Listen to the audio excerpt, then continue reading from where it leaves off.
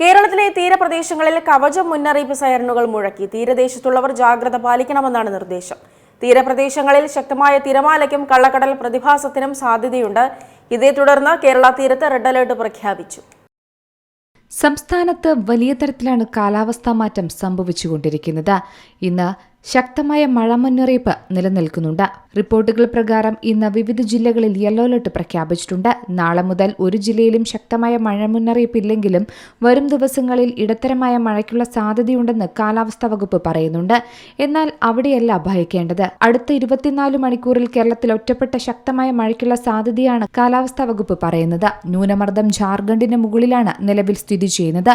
മധ്യ തെക്കൻ കേരളത്തിലാണ് ഇന്ന് കൂടുതൽ മഴയ്ക്ക് സാധ്യതയെന്നും പറയുന്നു. ആയതിനാൽ തൃശൂർ മുതൽ തിരുവനന്തപുരം വരെയുള്ള ജില്ലകളുടെ ചില മേഖലകളിൽ മഴയ്ക്ക് സാധ്യതയുണ്ട്.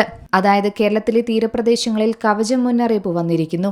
അതെ, കവചം സൈറനുകൾ മുഴങ്ങിക്കഴിഞ്ഞു. തീരദേശത്തുള്ളവർ ജാഗ്രത പാലിക്കണമെന്നാണ് നിർദ്ദേശം. സംസ്ഥാനത്തെ തീരപ്രദേശങ്ങളിൽ ശക്തമായ തിരമാലയ്ക്കും കള്ളക്കടൽ പ്രതിഭാസത്തിനും സാധ്യതയുണ്ടെന്നും ഇതുമായി ബന്ധപ്പെട്ട റെഡ് അലർട്ടും പ്രഖ്യാപിച്ചിട്ടുണ്ട് അധികൃതർ. കേരള ലക്ഷദ്വീപ് തീരങ്ങളിൽ കടൽ സാധ്യതയെ തുടർന്നാണ് ദേശീയ സമുദ്രസ്ഥിതി പഠന ഗവേഷണ കേന്ദ്രം റെഡ് അലർട്ട് പ്രഖ്യാപിച്ചത്. ആയതിനാൽ വിവിധ ജില്ലകളിൽ ബീച്ചുകളിലേക്കുള്ള പ്രവേശനം പൂർണ്ണമായി വിലക്കിയിട്ടുണ്ട്. സന്ദർശകർക്കും വിനോദസഞ്ചാരികൾക്കും കച്ചവടക്കാർക്കും പ്രവേശനം അനുവദിക്കില്ല. തീരപ്രദേശങ്ങളിൽ അതിശക്തമായ തിരമാലയ്ക്കും കള്ളക്കടൽ പ്രതിഭാസത്തിനുമാണ് മുന്നറിയിപ്പുള്ളത്. കടൽക്ഷോഭം രൂക്ഷമാകാൻ സാധ്യതയുള്ളതുകൊണ്ട് തന്നെ അപകട മേഖലകളിൽ നിന്ന് അധികൃതരുടെ നിർദ്ദേശാനുസരണം മാറി താമസിക്കണമെന്നും മുൻകരുതൽ നടപടിയുടെ ഭാഗമായി അധികൃതർ പറയുന്നു. News desk C Malayalam news.